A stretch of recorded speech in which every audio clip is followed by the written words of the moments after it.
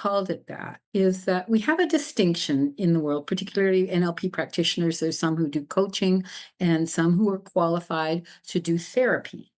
And so, what's the difference between coaching and therapy? Well, coaching is generally seen as generative, like it's goal oriented, it's help your people achieve something. It's generally perceived that way.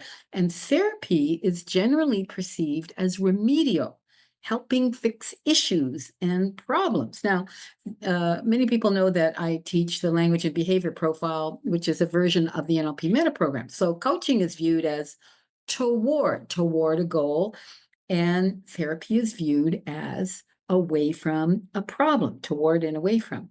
But when you actually think about it, if you're a coach, oftentimes before you can actually help people begin to work towards their goals, they have issues that need to be gotten out of the way, that people have to get away from.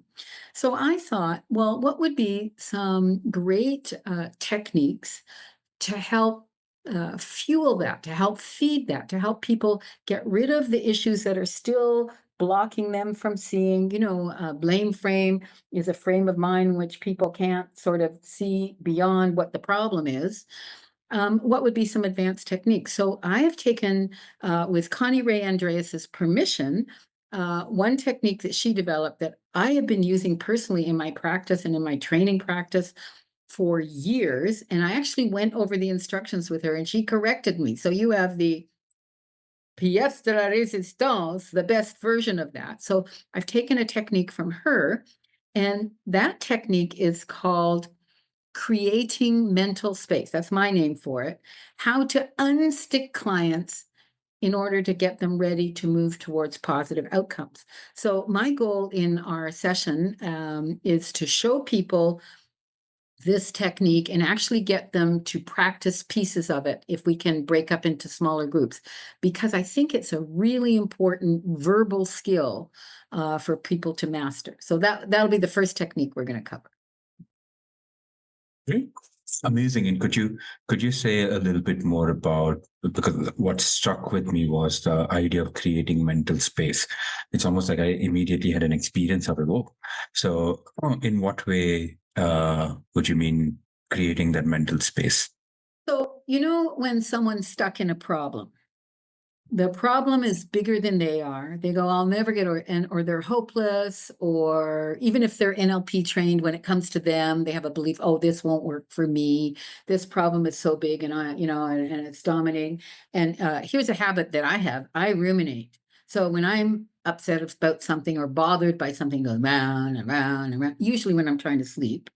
And those modes block your brain from entertaining other possibilities. And I use the word entertaining specifically, like you're not even willing to play with it because it's whatever it's doing.